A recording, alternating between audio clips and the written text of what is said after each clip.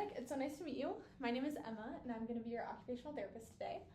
What we're going to do in our session together today is I'm going to ask you some questions. I just want to get to know you a little better, learn about some of your daily routines, what's important to you, what's valuable to you, and then we're going to go through this motor-free visual perceptual test together after I ask you some questions.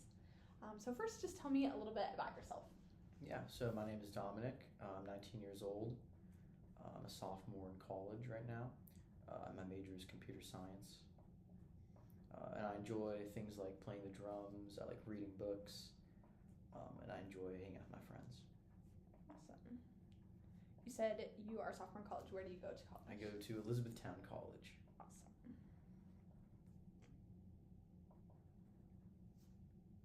So what does a typical day look like for you?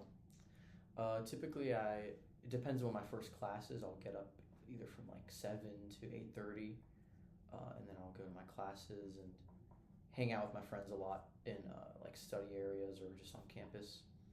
And then I'll do a lot of my own studying in the afternoon or evening before I go to bed. Awesome. Are you involved in any clubs or anything on campus? Yeah, I'm involved in Lighthouse, which is the Christian fellowship on campus. I also do play in the symphonic band and the orchestra as well. Very cool. So you mentioned being part of Lighthouse, which is the Christian club on campus. Would you say that your faith is something that's really important to you? Yeah, it's definitely really important to me. So I make things like going to church important. I try to make sure I go to events for Lighthouse. And a lot of the reading I do is a lot of Christian reading, whether it's the Awesome. Bible or something about scripture. I read a lot of that stuff. That's awesome. I love to read my Bible too. Have you read any good faith-related books recently? I'm reading one really good one right now. It's called The Attributes of God. Ooh, It's very that sounds good. beautifully written. I'll have to check it out.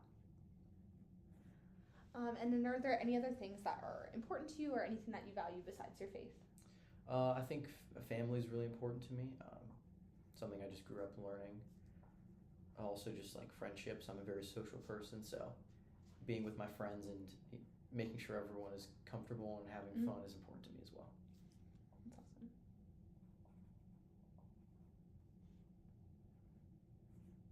Is there anything else that is important to your daily life? Maybe any roles that you play? You said you're a student. Are there any roles outside of school that you have? I have 3 brothers, so I have had a lot of experience like with my brothers, learning how to grow up with them and things like that. Besides that, not really a lot. Are you the oldest sibling? I'm the second oldest. Second oldest. Yeah. I'm the youngest sibling. It's a little different experience.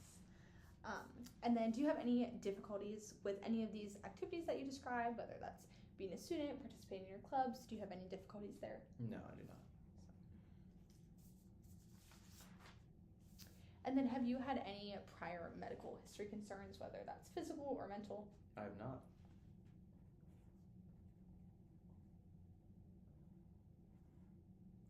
And then are there any specific areas of your daily life or any concerns that you have with any activities you're participating in? No.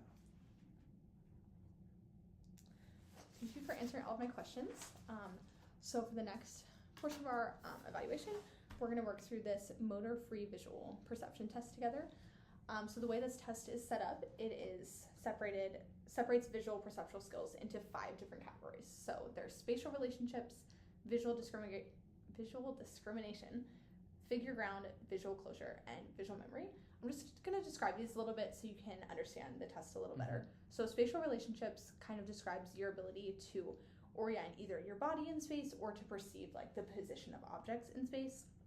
Visual discrimination involves your ability to tell dominant features of objects. So the color of them, the form of them, the shape, position, things like that. Figure ground is your ability to distinguish an object from its background or its surroundings around it.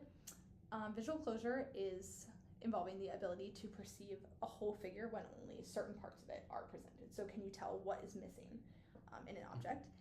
And visual memory requires your ability to remember and recognize a stimulus. So if you've seen a picture and then someone takes it away, can you memorize what you just saw? So that explains a little bit about this test. You mentioned many of your roles, being a friend, being a student, going to church. All of these activities of daily living involve your perception and your vision of things. So Yeah. this test will give us a better idea of where you're at visually and perceptually. So like I said, it's separated into different sections. At the beginning of each section, there will be one example question. It is a flip book, so the cues and the instructions will be pretty simple, but if you don't understand anything, just ask me and I can repeat it and help you out. So this is the example question for the first section. Look at this and then find one exactly like it here. D. Look at this and now find one exactly like it here. A. Look at this and now find one exactly like it here. C. And last one in this section, look at this and now find the one exactly like it here. C. I also forgot to mention I'm going to be just circling the answers that you say as we go through this. Okay. This is the next example question for the next section. Which one of these is different from the others? C. Which one of these is different from the others? C. Which one of these is different from the others? C. Again, which one of these is different from the others?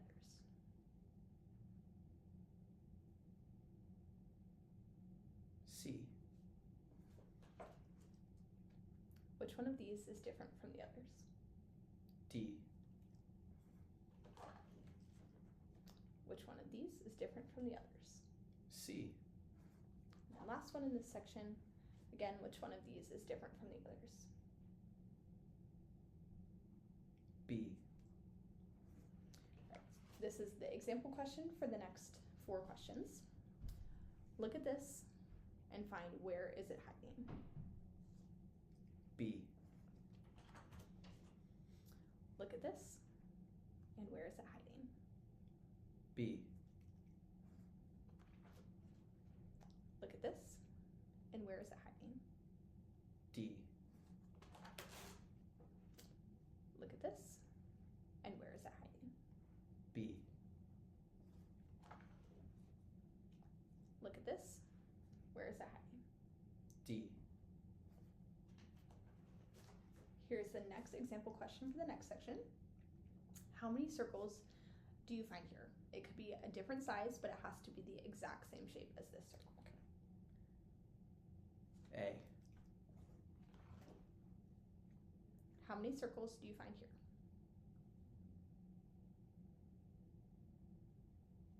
B. Again, how many circles do you find here? C.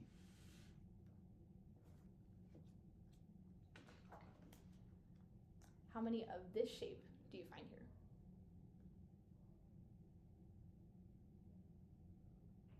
B. How many squares do you find here?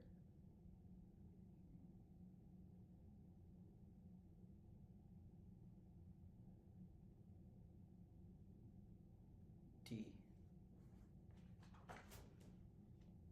How many of this shape do you find up here? D. All right, this is the next section then. Here's the example question. I'm going to show you a shape on this page and then you'll find it on the next page. So look at this shape.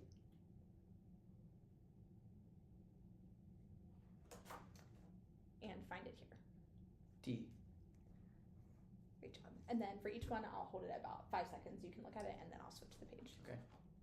Look at this one.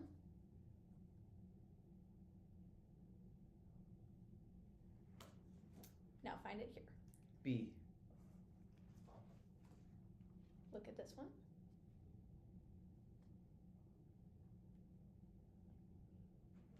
And now find it here. D. Look at this one.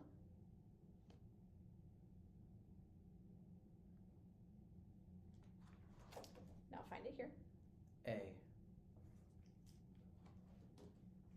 Look at this one.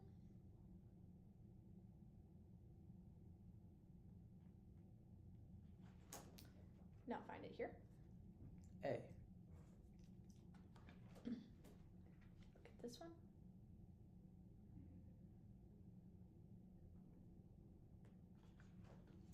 Now find it here. D. Look at this one.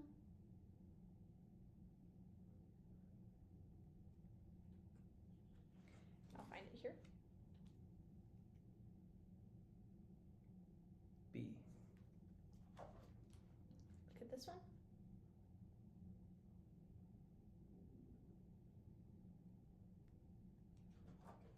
Now find it here. D. Look at this one.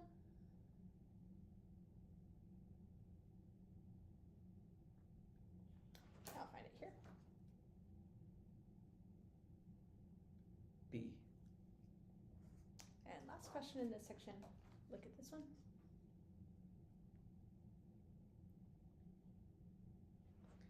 Now find it here. D. Here's the example question for the next 3 questions. Which one of these is turned around? A. Again, which one of these is turned around? B. Now look at this and find it here. It's been turned around. C. Same thing, look at this and now find it here. It's been turned around. A. Great job. All right, the next section, the directions are kind of long, so I can read them twice. All of these down here are the same figure. 3 of them have just been turned so that their heads are in different places, but one has been flipped over like a pancake so that it faces the opposite direction from the others. Which one of these has been flipped over and cannot be turned to face the same direction as the others? Would you like me to repeat the directions? Yes, please. I know this section's longer. All of these are the same figure. 3 of them have just been turned so that their heads are in different places, but one has been flipped over like a pancake so that it faces the opposite direction from the others. Which one of these has been flipped over and cannot be turned to face in the same direction as the others? A. Great job. Which one of these has been flipped over? C. Which one of these has been flipped over?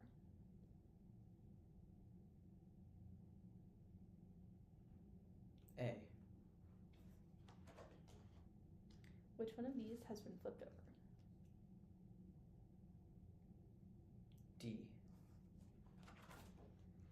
Which one of these has been flipped over? B. Which one of these has been flipped over?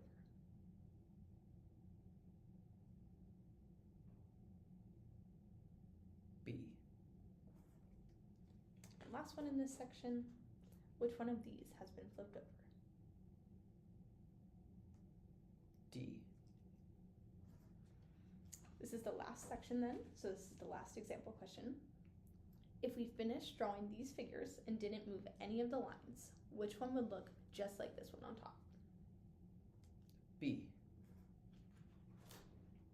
Again, if we finished drawing these figures and didn't move any of the lines, which one would look like this one on top? C. If we finished drawing these figures and didn't move any of the lines, which one would look like this one on the top? D. If we finished drawing these figures down here and didn't move any of the lines, which one would look just like the one on top? C. If we finished drawing these figures and didn't move any of the lines, which one would look just like this one on top? D. If these lines down here were filled in, which figure would look just like this top one? A. If these lines were filled in, which figure would look just like this top one? C. If the lines were filled in, which figure would look just like this one? A. And 2 more questions. If these lines were filled in, which figure would look just like the top?